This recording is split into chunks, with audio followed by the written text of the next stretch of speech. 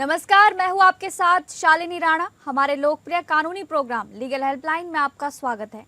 इसमें हमारे कानूनी विशेषज्ञ रोजमर्रा की जिंदगी की समस्याओं से जुड़े कानूनी मसलों पर आपकी शंकाओं का समाधान करते हैं। आप भी इस प्रोग्राम से जुड़ सकते हैं और फोन करके कानूनी राय ले सकते हैं। तो आज हम आपको स्पेशल रिलीफ एक्ट पर जानकारी देंगे। इस मसले से जुड़े तमाम पहलुओं की ज्यादा जानकारी देंगे हमारे आज के कानूनी विशेषज्ञ अधिवक्ता परमानंद पांडे जी। परमानंद पांडे जी, आपका बहुत बहुत स्वागत है लीगल हेल्पलाइन में। नमस्कार। तो दर्शकों, अगर आपका इस मसले से जुड़ा कोई सवाल है तो आप फोन करके राय ले सकते हैं। हमारे फोन नंबर्स हैं 0120612793 हमारा दूसरा फोन नंबर है 0120612793 वापस चलेंगे हमारे आज के कानूनी विशेषज्ञ अधिवक्ता परमानंद पांडे जी के पास। और सर, आपसे जानना चाहेंगे कि स्पेसिफिक रिलीफ एक्ट का मुख्य उद्देश्य क्या है, इस अधिनियम के तहत किस प्रकार के रिलीफ प्रदान किए जाते हैं और ये सिविल प्रक्रिया संहिता से कैसे भिन्न है।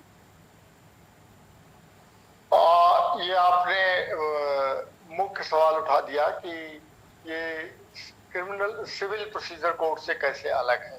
वास्तव में ये स्पेसिफिक रिलीफ एक्ट है, जिसके नाम से ही बताया जाता है कि जो खास तरह के रिलीफ मिलनी है वो उसको एक्ट ये प्रोवाइड करता है।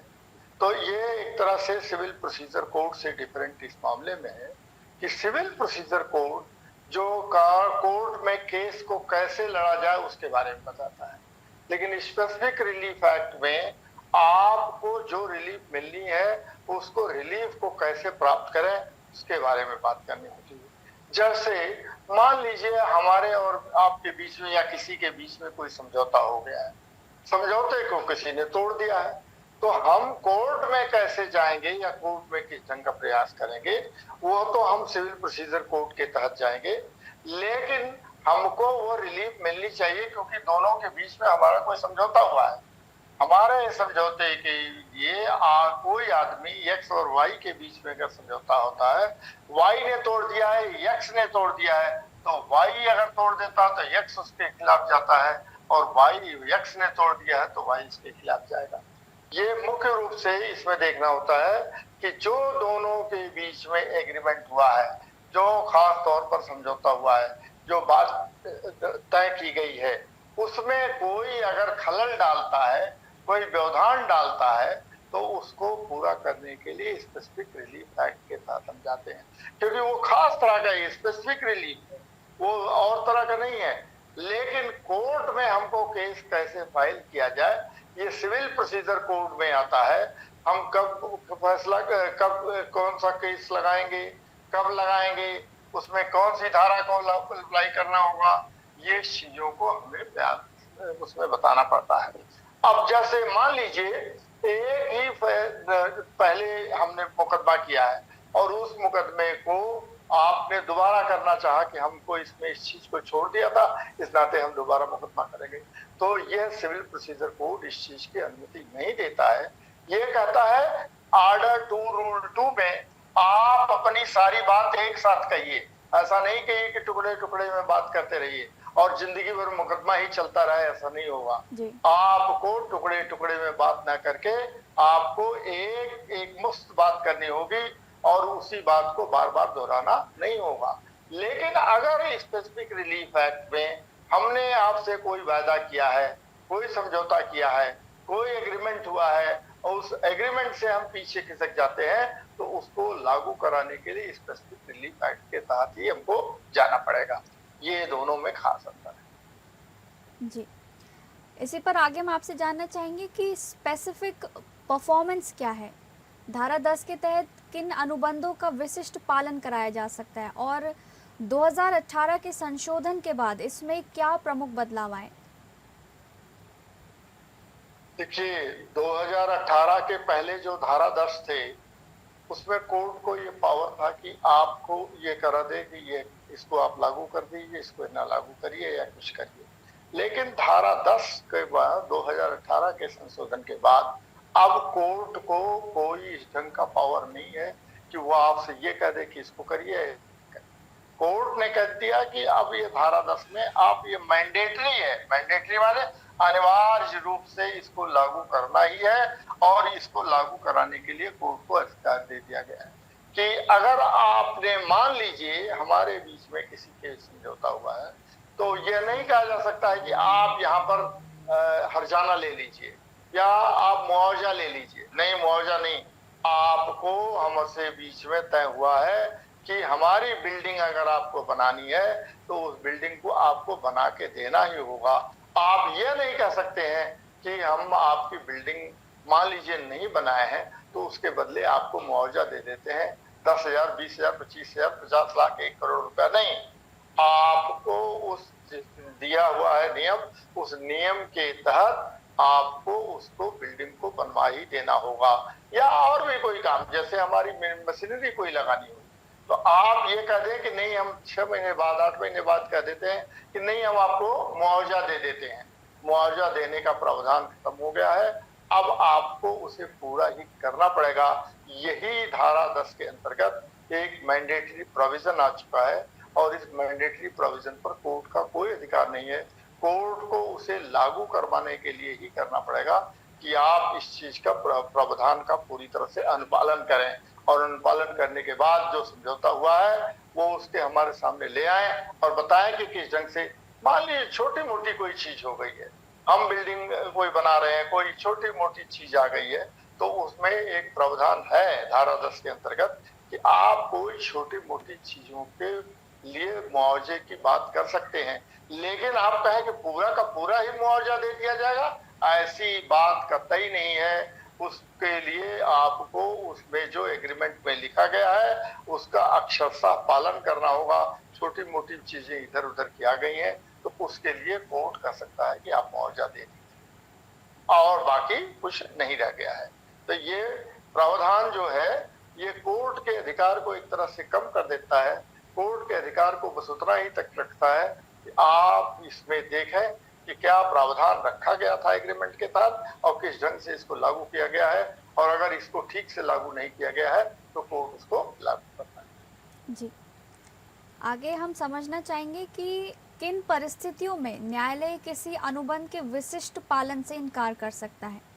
इसमें धारा 14 और धारा 20 के तहत न्यायालय के विवेकाधिकार क्या हैं, उसके बारे में बताइए सर। देखिए, मैं आपको यही बता रहा हूँ कि धारा 14 या धारा जो आगे की बात आ गई, जो सेक्शंस की बात है, इसमें तो आपको अब कोर्ट के अंतर्गत कोई चीज ऐसा विशेष अधिकार है नहीं। आपको जो एग्रीमेंट आपके दोनों के बीच का हुआ है, जो बात तय हुई है, उसको आपको लागू करना। अब आप कोई चीजें हैं, 2 चीजें हैं, एक अफर्मेटिव है, एक पॉजिटिव। मान लीजिए कि हमको अपना अफर्मेटिव काम कराना है या नेगेटिव। जैसे मैं कोई चीज बना रहा हूं तो आप उसमें जाके कोर्ट में ये पैरवी कर सकते हैं और कह सकते हैं कि नहीं, इनको ये अधिकार ही नहीं है, इस नाते ये नहीं कर सकते। लेकिन अगर हमको अपने अधिकार का पालन कराना है और वो नहीं व्यक्ति रह गया है तो उसका उत्तराधिकारी में मान लीजिए उसका पुत्र आ गया, उसकी पत्नी आ गई, ये सारे लोग उसको पूरा कराने के लिए आगे तैयार हो सकते हैं। या कोई समझौता अगर पत्नी ने किया है तो उसके पति ने और उसके पुत्र ने या उसकी पुत्री ने जा करके कोर्ट में कहा कि देखिए ये इन्होंने पूरी तरह से पालन नहीं किया है इस संबंध का, जो मेरी माँ ने, मेरी पत्नी ने किया था, इसलिए इसको लागू कराया जाए। तो वहां पर तो ये अधिकार है कि हम एक पॉजिटिव रूप में ये बात करा सकते हैं। लेकिन क्या न किया जाए इसके लिए भी हमको उसमें प्रावधान रखा गया कि अगर मान लीजिए कोई समझौता हुआ है मेरी पत्नी के बीच में या पत्नी के पति के बीच के किसी से हुआ है तो उसको लागू नहीं किया जाए। लागू नहीं किया जाए माने उसको इस ढंग से न किया जाए कि जिससे हमको नुकसान होने लगे। तो ऐसी स्थिति में एक पॉजिटिव और एक नेगेटिव दोनों चीजें रखी गई हैं। यही स्पेसिफिक रिलीफ एक्ट में ये खास प्रावधान है। जी सर, आगे हम समझना चाहेंगे कि व्यादेश या इंजंक्शन कितने प्रकार के होते हैं। इसमें अस्थाई व्यादेश और स्थायी निषेधाज्ञा में क्या अंतर है? देखिए, ये हमारे यहाँ तो जो हम लोग जब पढ़ते थे तब तो उसमें स्थगन ही शब्द का प्रयोग किया जाता था। व्यादेश तो अब नई हिंदी आ गई है जी इंजंक्शन के लिए, और इंजंक्शन के लिए अब हम लोग ये मान के चलते थे कि स्टे लेनी थी जाकर के, स्टे को इंजंक्शन की बात कही जाती थी। अब ये व्यादेश शब्द नया चला है, और चला क्या है, हो सकता है हमारी जानकारी में ना हो तो हमको नया ही लग रहा हो, जी लेकिन वास्तव में हमारे यहाँ टाइम पर वो बताया जाता था जब हम लोग पढ़ते भी थे और बाद में हम प्रयोग भी करने लगे, जी तो उसके लिए स्थगन आदेश करते थे। स्थगन व्यादेश को मतलब स्थगन किया गया, तो हम उसमें क्या देते थे कि आप जो है इसमें हमको इंजंक्शन ग्रांट करिए, हमारे इसमें स्टे कर दीजिए। अगर कोई आदमी कोई ऐसा काम कर रहा है जो एग्रीमेंट के खिलाफ लग रहा है तो हम कोर्ट में क्या कहते हैं, कोर्ट में कहते हैं कि आप इसको स्थगन आदेश पारित कर दीजिए। स्थगन आदेश दो नहीं तीन तरह के होते हैं। एक आदेश तो यह है कि आपको इंटरिम माने बहुत समय के लिए, थोड़े समय के लिए इंटरिम आदेश मिल गया। जी एक हुआ परमानेंट इंजंक्शन, परमानेंट उसको परपेचुअल इंजंक्शन भी बोलते हैं, कि परपेचुअल इंजंक्शन दे दिया जाए जिससे उसका हम सही ढंग से कि इस पर ये स्थिति। तो कोर्ट जो है दोनों तरह के आदेश को पारित कर सकता है। जी अगर मान लीजिए कोई छोटी मोटी कोई घटना हुई है और जिससे कि आपको इंटरिम इंजेक्शन, वो मेरे फेवर में तो इंटरिम रिलीफ हुई, लेकिन जिस व्यक्ति के खिलाफ ये किया गया वो उसके लिए एक टेम्पररी इंजंक्शन हुआ कि आप इस काम को नहीं कर सकते हैं। तो ये टेम्पररी इंजंक्शन हुआ और मेरे लिए तो ये टेम्पररी रिलीफ हुई कि मैं इतने दिन तक इस काम को मुझे आराम मिल गया है जिस चीज को रखा गया। तो ये दोनों में खास तौर पर जो देखा जाएगा, दो ही तरह का स्थगन आदेश मिलता है, एक तो टेम्पररी, एक परमानेंट। परमानेंट माने परपेचुअल, जो ऐसा लगा दिया गया कि आप यहाँ पर ये काम कर ही नहीं सकते, ये काम अगर करेंगे तो इसमें लोगों को नुकसान होगा और जो नुकसान वाली पार्टी है उसको आप भरपाई नहीं कर सकते हैं। वो उसके लिए यही है कि परमानेंट इंजंक्शन मिला हुआ है तो आप इस काम को करने से रोक दिए गए हैं, परमानेंटली रोक दिए गए हैं। और वो एक तरह की डिग्री है। दोनों में खास अंतर ये हुआ है कि परमानेंट इंजंक्शन कब मिलता है, जब दोनों पक्षों को सुना जाता है, और दोनों पक्षों को सुनने के बाद कोर्ट में बहस होती है, और कोर्ट में जब बहस होती है तो कोर्ट उस पर फैसला देता है, तो तभी परमानेंट इंजंक्शन मिलता है। लेकिन टेम्पररी इंजंक्शन बिना बहस को ज्यादा सुने हुए नहीं, एक स्थायी रूप से 1 महीने के लिए, 2 महीने के लिए, 3 महीने के लिए दे दिया जाता है, जिससे किसी दूसरे को बहुत ज्यादा नुकसान ना होना पड़े, उठाना पड़े, और जो आदमी रिलीफ पा रहा है उसको कोई ऐसा भी ना हो कि हम ये मान के चले कि ऐसा कर देने से उस व्यक्ति को नुकसान हो गया है। जी आज हम लीगल हेल्पलाइन में बात कर रहे हैं स्पेसिफिक रिलीफ एक्ट के बारे में, जिस पर जानकारी दे रहे हैं हमारे आज के कानूनी विशेषज्ञ अधिवक्ता परमानंद पांडे जी। तो सर, आगे हम आपसे जानना चाहेंगे कि घोषणात्मक डिक्री यानी कि डिक्लेरेटरी डिक्री क्या होती है। धारा 34 के तहत घोषणा प्राप्त करने के लिए वादी को किन आवश्यक शर्तों को पूरा करना होता है? देखिए शालिनी जी, आपने सवाल बहुत अच्छा उठाया है। ये एक चीज खास तौर पर ये बता दूं मैं आपको कि जो स्पेसिफिक रिलीफ है ये क्रिमिनल मामलों में नहीं आ सकता, ये केवल सिविल मामले में आ सकता है। तो इस नाते मान लीजिए अगर आप कोई डिक्लेरेटरी सूट फाइल करते हैं जो आपको कि कोर्ट जाकर के इस चीज को डिक्लेयर कर दे कि ये संपत्ति मेरी है या इस संपत्ति पर मेरा ही अधिकार बनता है, तो ये डिक्लेरेटरी सूट फाइल करने के लिए अगर हम फाइल करते हैं तो दूसरी अपोजिट पार्टी उस पर जवाब देती है, और जवाब देने के बाद हमको रिजाइंडर देने के बाद बहस चलती है। फिर उसमें परमानेंट जो आप कर रहे हैं ना कि परमानेंट रिलीफ हो जाती है, तो डिक्लेरेटरी सूट फाइल कर देने पर ये होता है कि आप कोर्ट से क्या प्रार्थना करते हैं, कोर्ट से ये प्रार्थना करते हैं कि इसमें ये डिक्लेयर कर दिया जाए कि इस व्यक्ति का कोई अधिकार नहीं है और मुझे पूरा अधिकार है कि मैं इस संपत्ति का किस ढंग से उपयोग करूं और कैसे करूं, कैसे ना करूं। ये पूरा अधिकार डिक्लेरेटरी सूट के अंतर्गत आता है, और ये सिविल राइट है आपके। जो आपका सिविल राइट है, उस सिविल राइट के तहत किसी भी संपत्ति पर कोई ऐसी चीज की घटना हुई है तो उसमें आपको ये बताना पड़ता है कि मैं इसका दुरुपयोग नहीं कर रहा हूं, बल्कि मुझे इसका अधिकार है, इस नाते मुझे इसके कायदे से अधिकार का प्रयोग करने दिया जाए। जो व्यक्ति और दूसरा आता है, अड़ंगे लगाता है, तो उसको अगर अड़ंगा लगा रहा है तो उस पर कोर्ट जो है वो कोर्ट से प्रार्थना करता है कि इसको डिक्लेयर कर दिया जाए कि ये संपत्ति मेरी है और ये इनकी संपत्ति नहीं। दोनों पक्षों को सुनने के बाद कोर्ट एक डिक्लेरेटरी सूट में डिक्री पास करता है। वो निर्णय देता है कि हमने इस चीज को सुना है और सुनने के बाद हमने देख लिया है, पूरा कागजात देख लिए हैं और कागजात देखने के बाद हम इस निष्कर्ष पर पहुंचे हैं कि इसके पक्ष में डिक्लेरेटरी सूट की डिक्री दे दी जाए।